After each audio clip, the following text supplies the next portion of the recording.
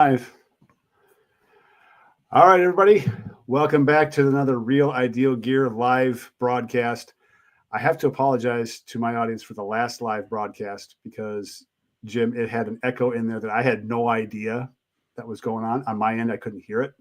And I had a viewer saying, hey, there's an echo. I can hardly hear what you're saying. Like, I'm hearing things twice. I'm like, really? Because I don't hear it at all. I go back and listen to it. It's like, this is so annoying. I had to delete the whole thing. So, yeah, so it was tough. So I have to apologize for that one because it was actually pretty cool. I was just talking about the channel and some of the things that have been going on with the channel and stuff like that. So I have to go back and redo that episode, probably do it live. But I think we're right on schedule, maybe a few seconds early. So we'll just start off because I think the first question is a really easy one. It's just one to kind of get things going. But Jim, you have a YouTube channel. Yes, sir. I came across your channel and I thought it was one of the most entertaining watch channels I have seen on YouTube yet. Thanks. Fresh. Yeah, it was fresh. It was G-Shock oriented, Casio oriented, but G-Shock is your sweet spot. Yep. And I was like, oh, this is so much fun. I got to watch this. And at the time I was talking with Paul Whaley, who I'd done a few live shows with. I said, Paul, have you seen Jim Kincade's channel? He's like, no. So he checks it out and like, oh man, this is so entertaining. Love it. Yeah. Absolutely love it. So tell us a little bit about your channel. Yeah. Thanks, Tim. Well, I mean, like you said, my channel, like right now it's morphed into a G-Shock related channel. It's kind of like the YouTube algorithm decided that my channel was a G-Shock channel. Yeah. And so I tough test watches and, I got into that whole watch community that, I found out about your channel, kind of the same way, that, you actually use the watches vocationally and, you tough test them as they are intended to be used. And like the name of your channel says, it's Real Ideal Gear. So I'm kind of on the same lines, but not nearly as informative or well-spoken. It's kind of chaos on my channel, I gotta say, as far as information, like you are on top of all the G-Shock news because you have the Pit Vipers are on, and you're talking about the latest. What was the latest one? It was on the fine metals, or I got a fine metal one right here. Oh man! All right, nice. Yeah, I decided I had to try it out. So after previewing the fine metal series of G-Shock, we're gonna try that one out and.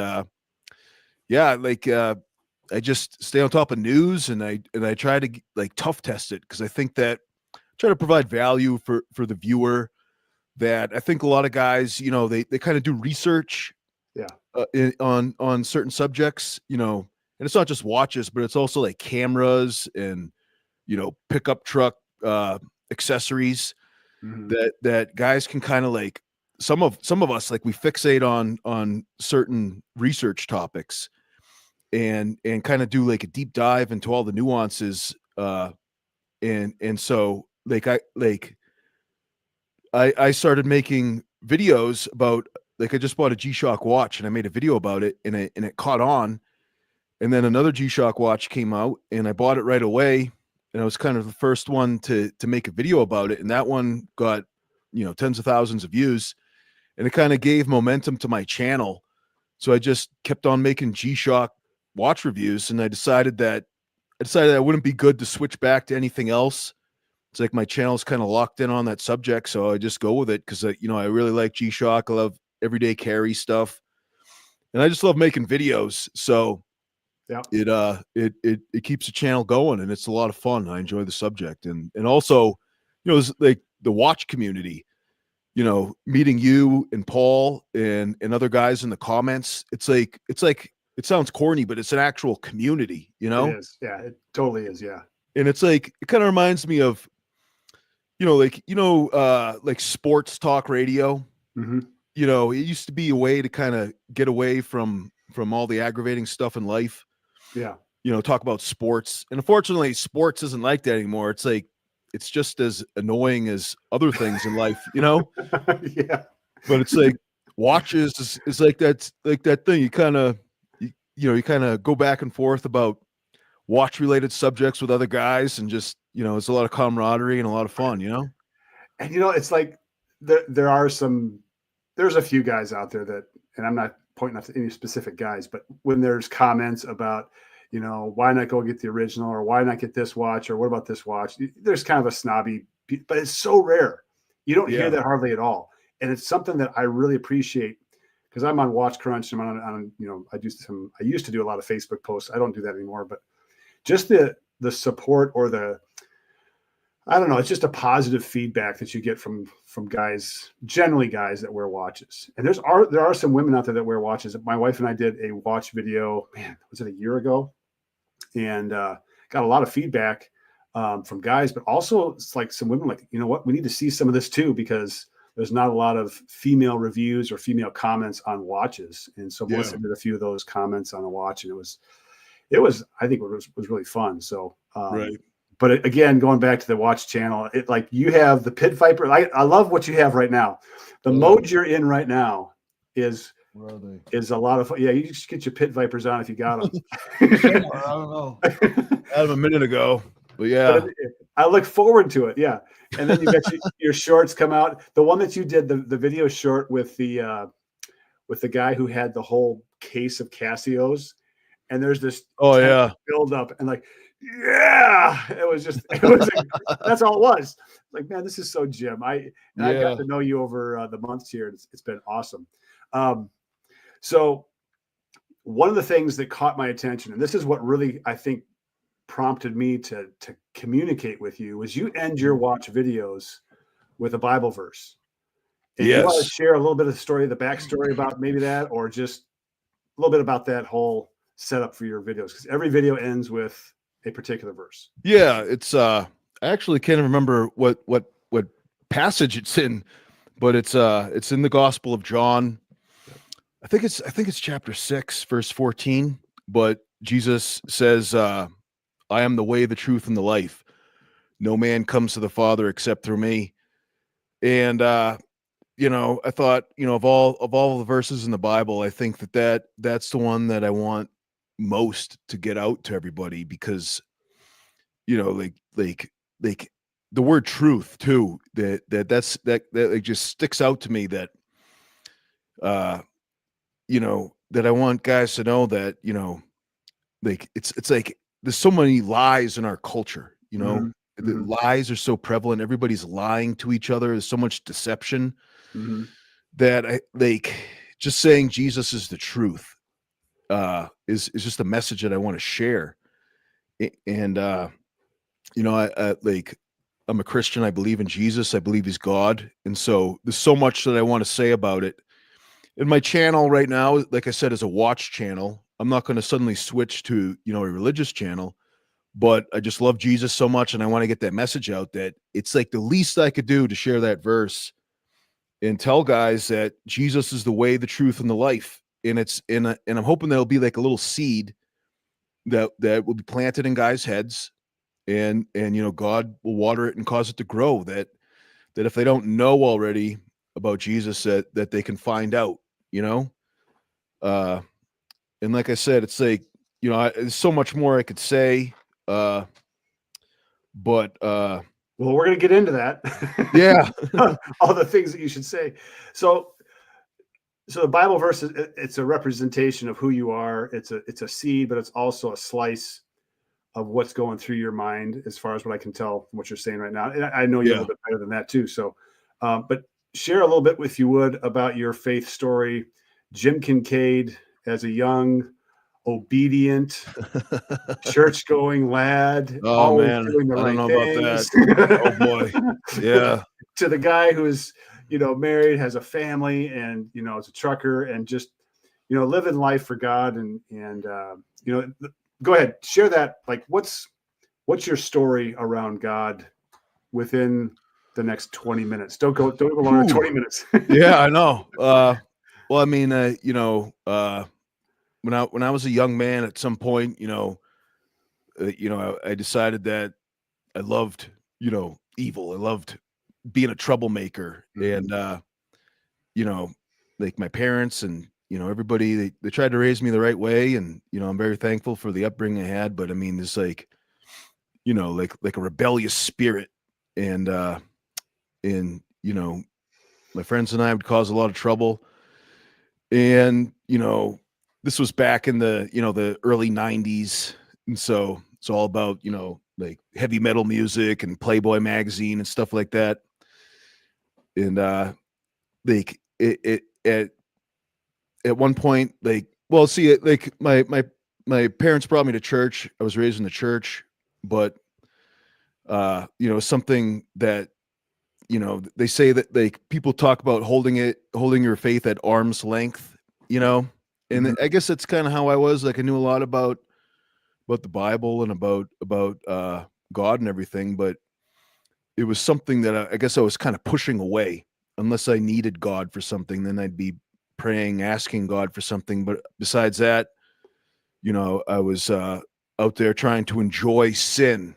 And when I was a teenager, when I was a young man, I kind of had this like kind of like a vision, kind of where I just saw everybody I knew at school, like it was kind of like in this big auditorium, and I was like, it was just impressed upon me that none of these people know about Jesus, and I know about Jesus, and I'm not sharing it with them, and instead I'm in sin, and at that point I was like, I need to live for Jesus. I can't walk down this path anymore. Mhm. And so I repented and gave my life to Jesus, and I became very zealous. And I guess you could say I have like a spiritual gift of evangelism, and I just tried to share my faith with anybody who would listen, pretty much. Yeah. And you know, and that kind of brought my life in a whole different direction. And not to sound really melodramatic, but a lot of my friends died. I don't know if you've heard of the opioid epidemic. Yeah. Yeah. I got into following Jesus at about the same time that a lot of my friends got into smoking marijuana, Okay. which became a gateway drug to a lot of other things. And it's really, sorry to say this, but a lot of guys who went down that path, it cost them their lives. Mhm. The drug usage, it really hurt uh my demographic, which I guess you'd say that, blue collar white guys from the Northeast, Mhm. and so I'm thankful that God called me out of that.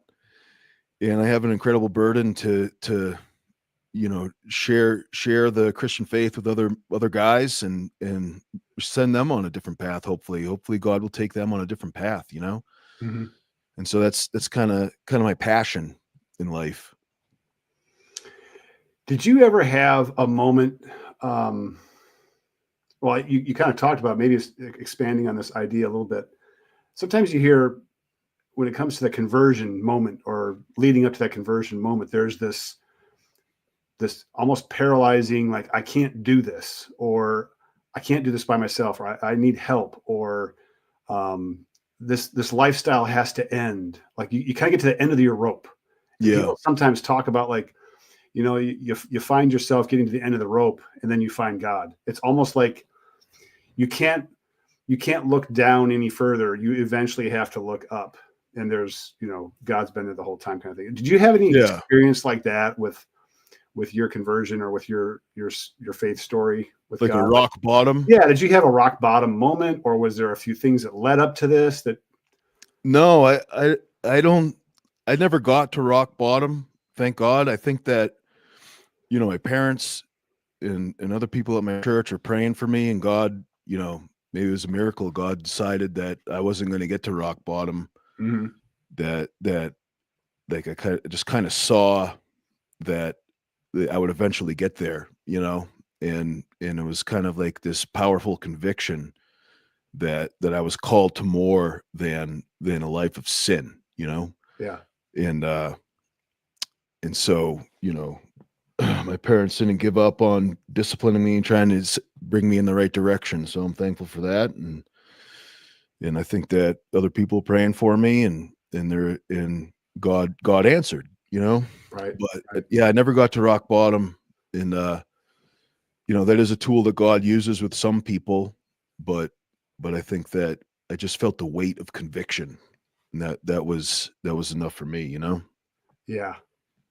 Yeah, that's kind of what I'm getting at too. Were there people in your life that you look back, hindsight is almost always like it's enjoyable for me to look back and think, this situation influenced me here. This situation influenced me here. I share this story when I have time to share my story, but it's being on Mount Rainier at 12,000 or 13,000 feet, going through what I was going through and saying out loud to myself, I'm not ready for this, and were there people that you look back on and say, what, God was really using these people or using these circumstances for his good? Did you notice any of that? Like nobody like really like directly rebuked me or directly, like, Oh, is like if I'm guided trying you. to remember, but well, not in that moment, but Yeah. people, you know, like, like, teachers and pastors and, I guess like Bible camp counselors and everybody kind of, you know, spoke into my life along the way that their words kind of came back to me, you know. It wasn't all at once, but it's like kind of like, like a, I don't know, I guess a crescendo of, you know, people speaking truth into my life, you know? Yeah. I remember for me, it was being raised to go to church twice on Sundays, once on Wednesday. And in the midst of my rebellious 40s, late 30s, early 40s, I still went to church. I was Mm, going to church. I was sitting in the back row with my sunglasses on, tears coming down my face because I knew what I had done and how much I was hurting people.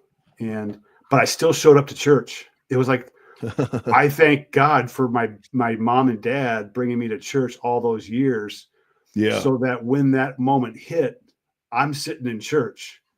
I'm right. not in a bar. I'm not in a street corner with was it the wine bottle in the brown paper bag, kind of thing. Yeah, Um, but no, really, like those are the things I look back on and think, man, the influences that you didn't realize were there, and yeah, hugely important. right. Anything like that for you? Like look back at like, oh man, these habits or this thing was. You mentioned like Bible camp because were you Yeah, younger when that happened?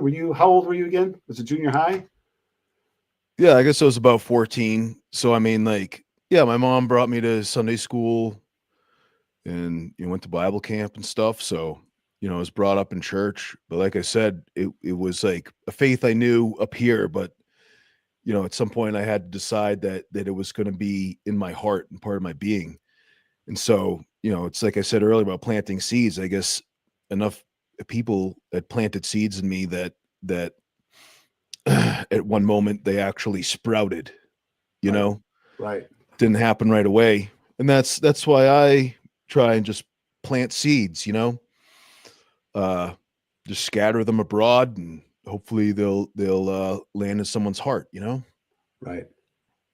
So, 14 years old, you gave your life to Christ. You're submitting to Him. Hmm. What was the journey from that point forward? So you're 14, so you've still got your teenage years ready to go. Yeah. What And was so, that like? That transformation within the teenage years time frame? well, I mean, like it took a long time to kind of turn my life around because I was really reckless and undisciplined, Hmm. like internally. So I had to uh pray a lot in order to gain some self-discipline. And and so, like, in the 90s, being a teenager, marijuana and pornography were a big thing among my peers, and it's not something that, like, I warned them all against that. And at the time, people telling me I'm stupid, that I'm wrong. It's like a victimless crime. And you know that's kind of a subject that would come up a lot with teenagers back then. Hmm. And So it was kind of a big issue, and also, like music, is very, very degenerate. And I'd warn them, you can't listen to this devil's music. That was a big thing. Uh, but you know, uh, those were issues that I warned my friends about, and it's like, hey, you got to repent and turn to Jesus. And so that was kind of my passion as a teenager. And uh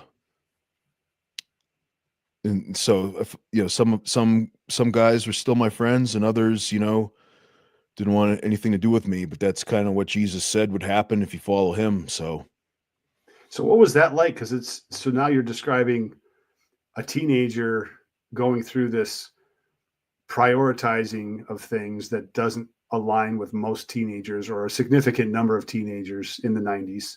yeah. Like, what was that like for you? Did you experience loneliness, or did you have like a support group, church, youth group? Like, how did you manage those? Because you had those not harsh conversations, but real conversations or real, decisions to make. I'm not going to participate in this, which has consequences. Yeah, So I still had friends, so I yeah. never felt lonely, but a lot of times I felt like I actually enjoyed it, to be honest. It's like, in the WWF, there's like the bad guy, Yeah. and he's coming out and everybody's booing him. Yeah. Like, I would love that. Yeah, And so it's like, it was awesome, in the 90s, uh, you know, like publicly condemning devil's music, Right. people, all my peers, like booing me. I'm like, yeah, you know?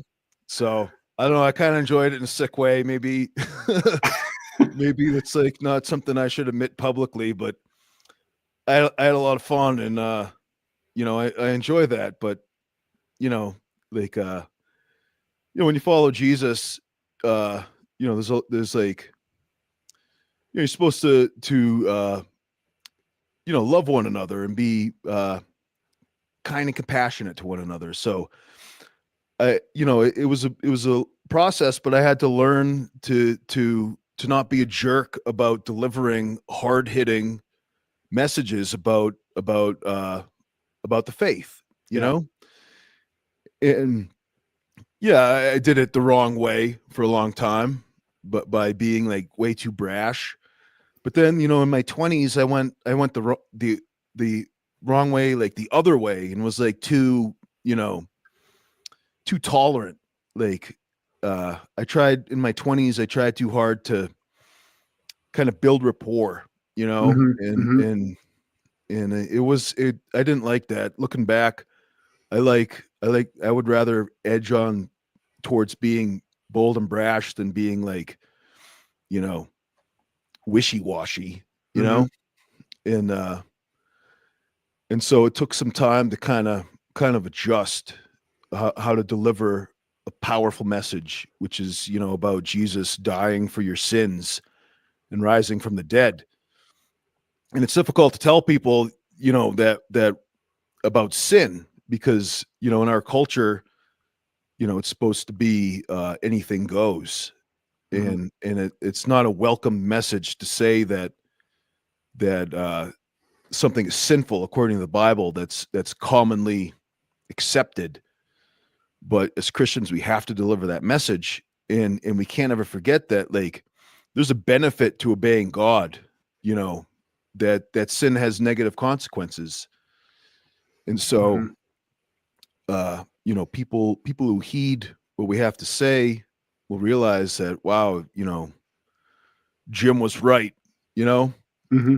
that might be down the line, but uh, I think that they'll appreciate that. And so that's that's something that, it's part of being a more mature Christian, is to know the best way to approach those subjects that are really difficult to communicate. And hopefully, you know hopefully I go about it the right way. But Yeah. you know So I want to go a little bit deeper into that because the truth is what it is, regardless of what you think or feel. Yes. The truth is divisive Hmm. because if you disagree with it, it's going to divide those that Yeah. agree with those that disagree. It's timeless, transferable. It's understandable. The truth. There's a lot of characteristics about truth. So, what do you think? This is we're moving past your childhood and now you're a young adult. Like so now, like today, Hmm. um, what do you think is the struggle that maybe you had personally initially with handling the truth? You talked about how you had to kind of utilize it with more love or more care, but Yeah. not in a way that was irresponsible or too soft. Right. Um, so like, where does this truth conversation happen with you now in the American culture, in trucking in Texas or family or whatever you're surrounded by? How does truth play out for you now? Like, what do you think about when you want to talk about the truth of the gospel or the truth of whatever the idea happens to be? Well, there's this verse in the Psalms, and I forget the exact reference, but it says, "Everyone utters lies to a neighbor. With flattering lips and a double heart they speak." And this is a psalmist observing, his culture, and that's true of today. I mean, people lie to each other like with flattery, and you know that they just want to belong. And so there's this whole concept that people are recognizing called clown world. That we live in this clown world where up is down and down is up. You know, Mm-hmm. and the most like blatant, obvious, ridiculous example is men claiming to be women and vice versa. And it's like we as a society, like it's like we moved backwards through creation. When you look at creation, it's like God separates light from darkness, water from land, and goes down the line. It's like man and woman, male and female, he created Mm-hmm. them. And it's like and everything's built on like one step to another. And it's like there's so much like lying going on and deception that people are moving backwards, that light is dark and dark is light. And so it used to be that you'd have to, like, say for example with pornography, that you would have to be like, hey, porn's bad for you. And back in the 90s it'd be like, that's nothing, it's a victimless crime. What's Mm-hmm. wrong with enjoying it? But Mm-hmm. now people, you don't need to tell them that. Everybody knows that. It's like uh like there's ads on Twitter to help guys kick porn addiction. Mm-hmm. And they're like, oh, well, it ruins your dopamine receptors. And when I was telling guys in the 90s about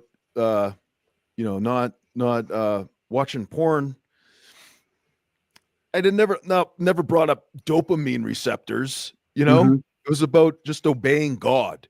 Mm-hmm. And so I don't think that you need to expose what's dark anymore. It's like blatantly obvious to anybody who's looking. What I want to do is just like exalt the truth. What is the truth? And Jesus said he's the truth, and he's the light. So rather than identify darkness, I don't think that I need to do that anymore. I just need to shine the light, like the truth of Jesus. Yeah, I want to add to what you're saying there because I think it goes right along with what you're saying. I'm like 99.9% sure you're gonna say, yeah, preach it, brother. Romans 1:18. Romans 1 is a great chapter for anybody looking at the current condition of a faithless or non-believing world, country, neighborhood, whatever. And it says, the wrath of God is being revealed from heaven against all the godlessness and wickedness of people who suppress the truth by their wickedness. And I think the key there is suppressing the truth means it's the truth and you Mm-hmm. hold it down. It's an Yes. active, it's not like you don't know, you are actively suppressing the truth. Since what Yes. since what may be known about God is plain to them, because God has made it plain to them. For since the creation of the world, God's invisible qualities, his eternal power and divine nature, have been clearly seen, being understood from what has been made, so that people are without excuse. For although they knew God, they neither glorified him as God nor gave thanks to him, but their thinking became futile and their foolish hearts were darkened. Mm-hmm. Although they claimed to be wise, they became fools and exchanged, again, it's a transaction, it's an active transaction.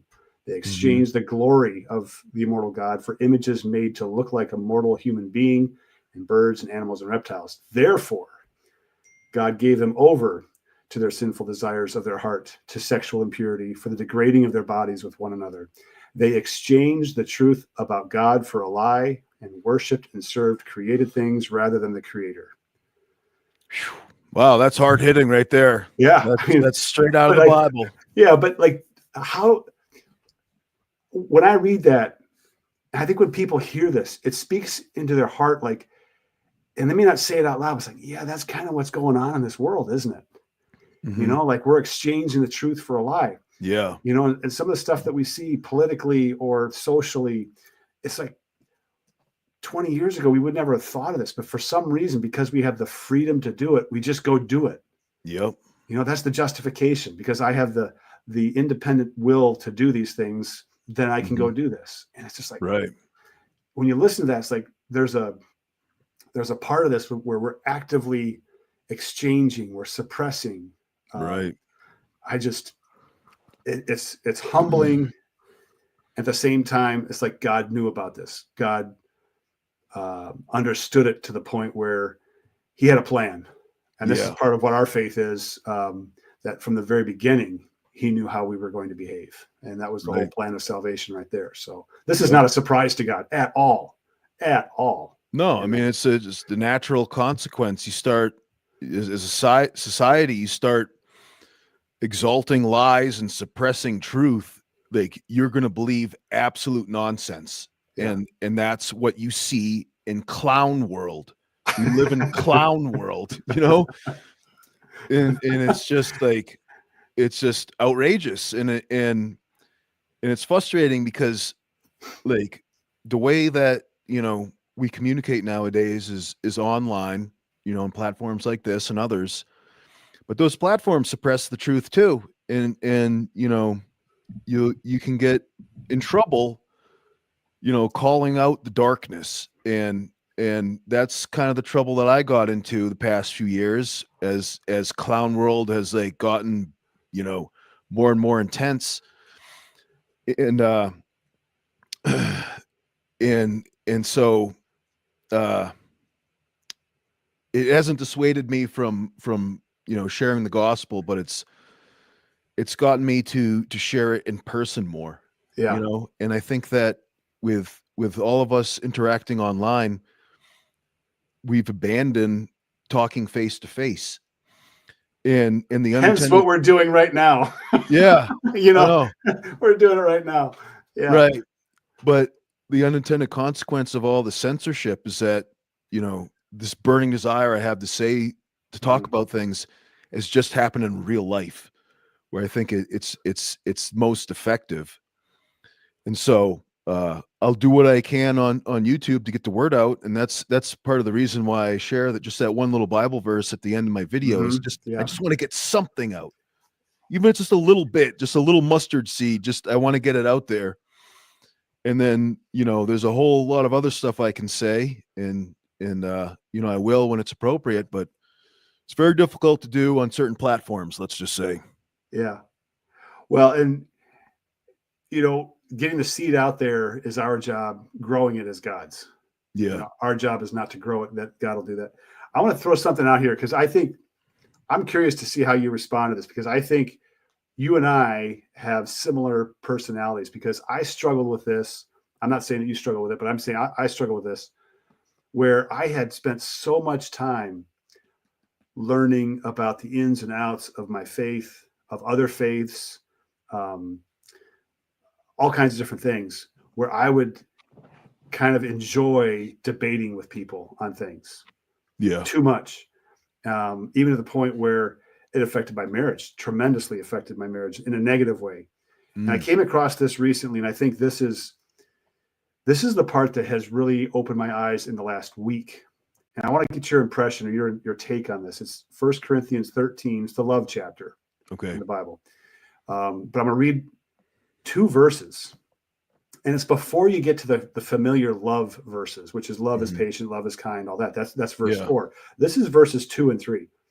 If I have the gift of prophecy and can fathom all mysteries and all knowledge, and if I have a faith that can move mountains, but do not have love, I am nothing. Mm-hmm. If I give all I possess to the poor and give over my body to hardship that I may boast, but do not have love, I gain nothing. Mm-hmm. So there's like this, I resonate a lot with the second verse where it talks about prophecy, mysteries, knowing all the knowledge and faith that can move mountains. But if it's not wrapped in love, it's ineffective. Yeah. Like have you struggled at all with that balance between defending the faith and loving and providing love in the message? Sometimes I get wrapped up in the harshness of it. Like, this is black and white. This is right and wrong. Yeah. That's my struggle to a T. I know my wife would say the same thing Right. over and over again. And friends and family are like, you are argumentative, Tim. You're quarreling. And the Bible talks about that too. That's my struggle. What do you see in those verses when it comes to, you have all this stuff, but without love, you gain nothing or you are nothing? What do you think? Yeah, I mean, like, the Bible says a fool loves quarreling, and that's me. I love it, It's like I love arguments, and and so part of God improving me is like, being that if you are going to argue, it has to be productive. It has to be beneficial, I can't be such a fool that I'm out there arguing for the thrill of it, even though it is thrilling, it's like, it's a lot of fun when everybody in the world's telling you you're wrong and you're right. Yeah. But it has to be to the end of glorifying Jesus, and so, that's the end game of love, is that you want to tell people about the eternal salvation that God has to offer. And so that's like the focus, Yeah. One of the ways I like to talk about this and this is actually a reminder to me, but when it comes up, this is something that I think people, when they hear it, it's like, ooh, that's so true. It's kind of one of those truths. And this is the truth. The handcuffs fit everybody. So we can browbeat each other with all kinds of facts and all kinds of, arguments in that. But the reality is we both have handcuffs that fit us. Like we're all, sinners. We're all lost. We were lost if you're saved, but we were all in that same condition. And so having that compassion between each other with the message of truth is a powerful message versus that I know it all, but I don't have the love piece. And that's the know-it-all perspective or the self-righteous perspective, but when you put the love piece in there, it's like, you know what, we're together on this. We're like right here, Yeah. And, it's a different kind of conversation.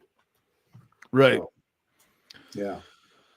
But what else? So you've gotten to the point now where you're a mature Christian. Do you have like, well, that's debatable, but yeah. Yeah. But like what is Jim Kinkade's I don't want to say aspirations, but kind of like direction in your faith? Like where do you see yourself now? So you went through the conversion, you went through kind of the initial like gathering knowledge and the courage to talk about things. Now you're the wise sage. What's the direction? What's the message God has for you as you move forward? Well, I don't know. I mean, like, like obviously I've matured a lot in my faith. I don't know if I'd call myself a mature Christian, but from my starting point, I've learned the hard way, like the Bible talks about in Proverbs, that beating are for the backs of fools. And it's like, I was a fool, and God led me down a path in life that, I felt like I was getting whooped, and what it served the purpose of purging foolishness out of me, you know? Mm-hmm. And it's still going on because it's like, I'm like, you know, I'm an idiot, you know? But as far as my aspirations, I always wanted to be like a televangelist. And that's actually how I got into video, is that, you know, it's like, oh, I want to be a televangelist. I'll get into, you know, video and television and, you know, serve God, you know, in that capacity. And so, you know, I tried like, you know, independent film, student film, you know, just trying to get into the television industry or even the film Mm-hmm. industry or anything. And then, you know, couldn't really get established there. And, that was confusing to me. And then YouTube came along, and eventually I got my own YouTube channel. And, you know, I was like thinking, you know, oh, I'll use this channel, to fulfill my lifelong goal of being a televangelist, you know, Yeah. Yeah. but it didn't happen. I'm like really frustrated. I'm like, God, what's going on? And now it's like, you know, it's really hard to have an honest discussion online. And so now I'm even more confused. So I don't know what's going on. So I'm just right now I'm just like, I used to be a mover, and we used to like, you know, if we had a whole truck full of like furniture and boxes, if you looked at the whole truck, you would be like, you would throw up your hands and be like, what's the point? There's so many items here we have to move. Yeah. But you have to just grab something and just like look at it, like just say grab a couple boxes and carry them in, and you just focus on like Yeah. one like, you know, one step at a time, you know. Yeah.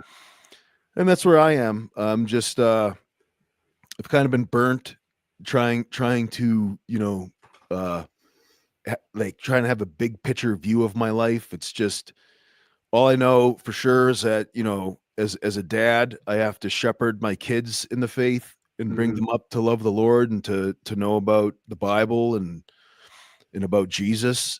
That's the most important thing.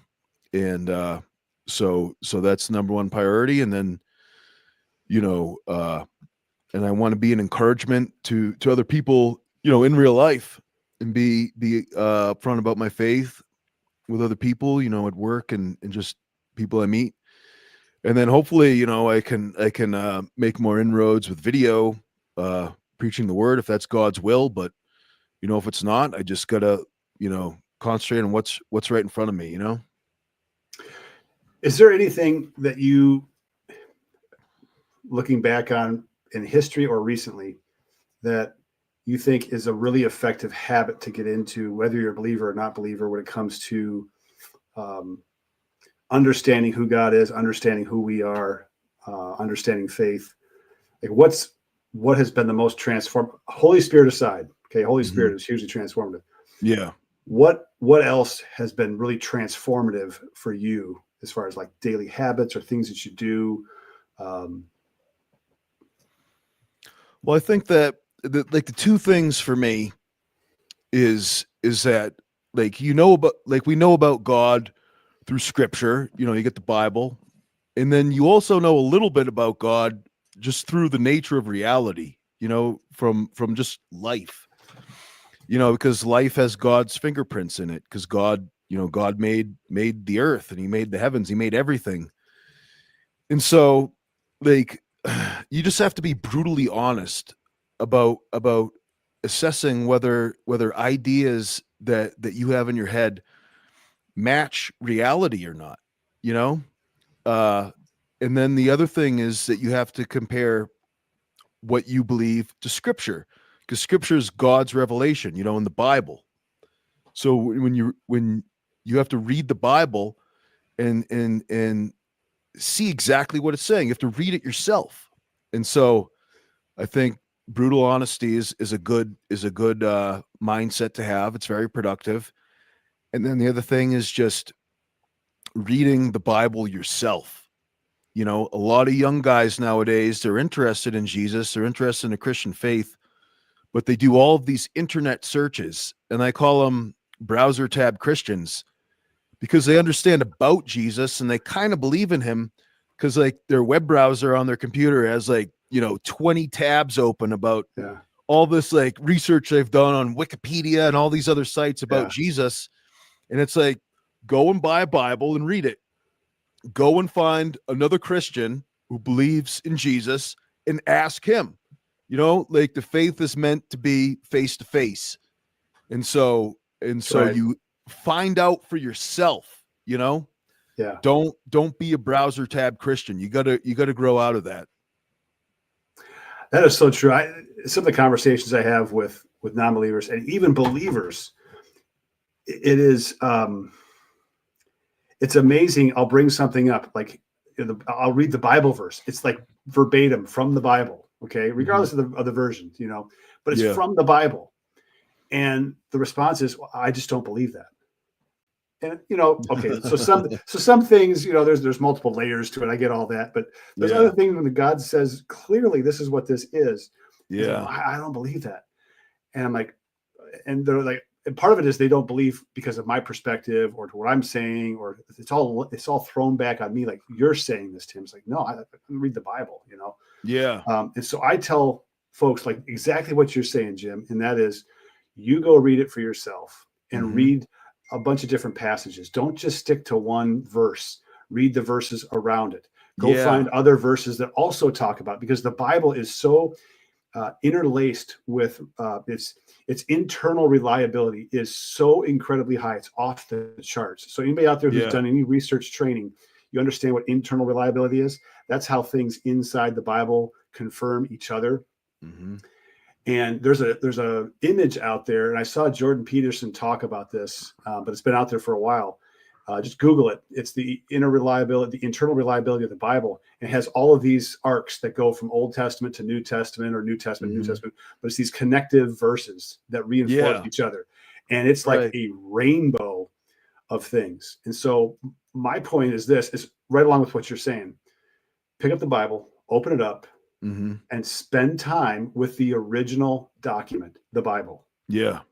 Don't listen to Jim. Don't listen to Tim. I mean, we've got good ideas, but the original message is really the source. Go to the source, which is God's word. Right. And there's a whole thing on like, is the Bible even reliable? Absolutely. It's the most reliable historical document ever written, ever. And this is confirmed by believers, non-believers, Christian, non-Christians. It doesn't matter what the faith is. The historicity and the reliability of the Bible is second to none. So, but anyway, it's interesting that you bring that up, because I think that is, it's a really important thing in this. I call it a bumper sticker society. We talk to each other in bumper stickers. Yeah. We don't actually get in depth into what certain things mean. This is the quip that I'm going to use. And I'm going to use it because it sounds cool and it gets a cool reaction or whatever, but it's not really thought out.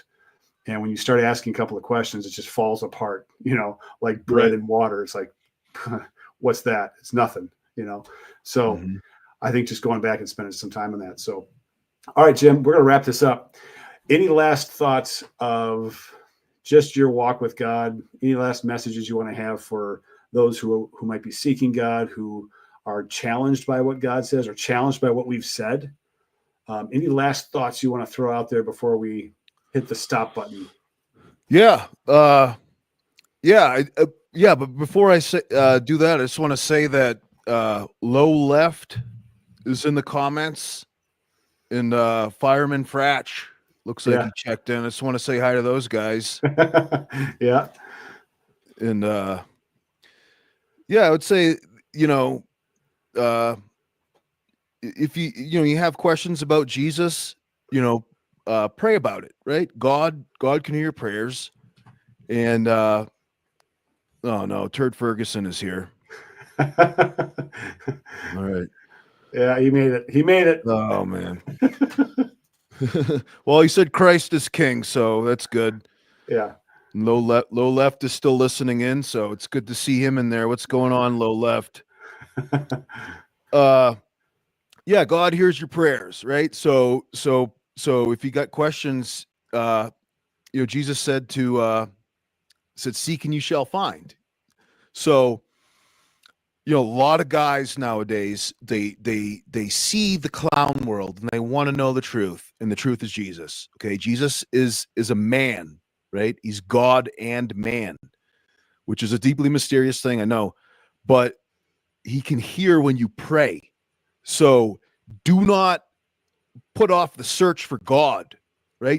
Don't stop at 20 browsers or tabs open on your browser and be, yeah, that's enough for now. Don't settle till you know the truth. Yeah. Right? Do you hold the truth in high regard? Well, then find out what a lot of men throughout history have determined, and that is Jesus is the truth. That's what I believe. That's what the scripture teaches. And there's a lot of men through history who have come to that conclusion too, and they're all smarter than us.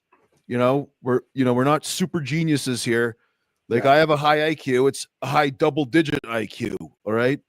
But I mean, it doesn't matter. The point is that you can't just settle on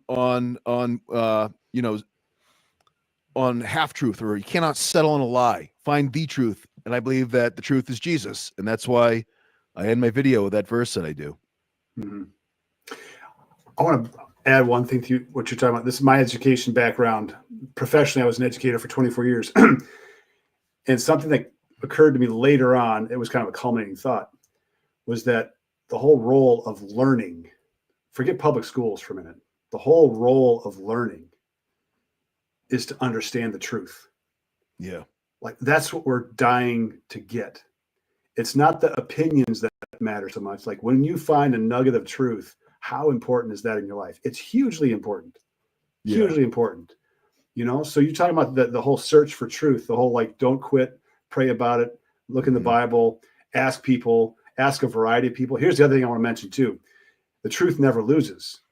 It may not win today, but it will never lose the battle. Yep. Or it'll never lose the war. It may lose the battle, but it'll never lose the war. And so I have a high confidence in the truth, no matter what other people say. And it may get beat up quite a bit in the media, whatever it is. Yeah. But it never actually loses. Yeah. How truthful is the media, Right. Right. We're getting to the point where we can just do the opposite of what they're saying, and we'll be better off, Right. Exactly. Jim, it is always a pleasure. I thoroughly enjoy not only your videos for watches, but also your faith as a fellow believer too. And you and I, we've spent some time offline talking about a variety of different things, and I just appreciate your channel. And for those of you who are watching, check out Jim Kinkade, his channel. It's a great channel for watches, and it's one of those things, like you say, you're planting a seed, and I just appreciate you stepping up on YouTube and doing what you did, because that's what got me to connect with you, was you sharing, I am the way, the truth, and the life. And it's like, I got to talk to this guy, so I'm glad you did. I think it's great what you're doing here, and all these steps that you're taking to have this the faith series, I think, is a great idea, and I think that I'll be praying that it's powerful and effective. Yeah. So I'm looking for other YouTube hosts that have a faith story that they want to share, go through a interview process kind of like this. Just let me ask a couple questions, and then they just take it and go. So if anybody else out there as a YouTube host wants to share their faith story, please contact me. In the description, actually on my channel description, is the email that you can contact me at, or comment in this video would be fantastic, and I will get back in touch with you. So I'm looking for more people to do this with, and from a variety of different backgrounds, because I think it's so cool to hear the stories of people, how they came to faith, what God's doing in their life right now, because it's, the message in the Bible is, you are not getting yourself to a point where you can be saved. God saves you where you're at right now. And then he is the one who transforms your life from that point forward. So it's not about you, it's about him. The stories that I hear from people when it comes to their faith stories are phenomenal stories. And I get so excited about it. So, all right. Thank you, Jim. And thanks, Jim. We'll be in touch. What's your next video about? Do you want to share a little bit about that? Oh, it's about the Fine Metallic series, G-Shock. Look at Beyond Bling. See? Look with the Pit Viper glasses. Yeah. Some gold, little jewelry around here. I need some chains. back in the 90s you Yeah, go. that's right. Oh man. All right, everybody. You guys all take care. Thank you, Jim. And we'll All see you right. guys next time.